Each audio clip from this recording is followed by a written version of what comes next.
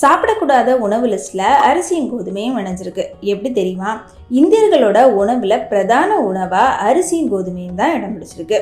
குறிப்பா வட இந்தியர்கள் அதிக அளவுல கோதுமையும், தென்னிந்தியர்கள் அதிக அளவுல அரிசியும் தான் எடுத்துக்கிறாங்க.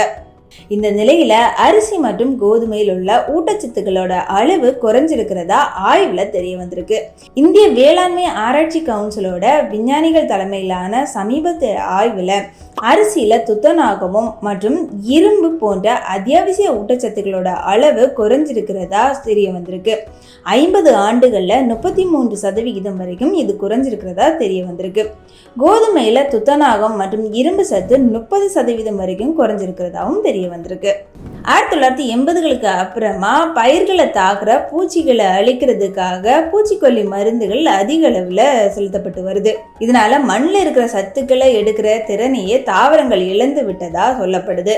இதனால நாளுக்கு நாள் நம்ம விஷத்தன்மை கொண்ட உணவுகளை தான் உண்டுட்டு வர்றோம் அப்படின்னு சொல்லிட்டு ஆய்வாளர்கள் தெரிவிக்கிறாங்க. இந்த சதவிகிதம் இப்படியே தொடர்ந்தா 2040ஆம் ஆண்டுல நாம சாப்பிடுற அரிசியும் கோதுமையும் முற்றிலுமா சாப்பிட முடியாத உணவாவே மாறிடும் அப்படின்னு எச்சரித்திருக்காங்க.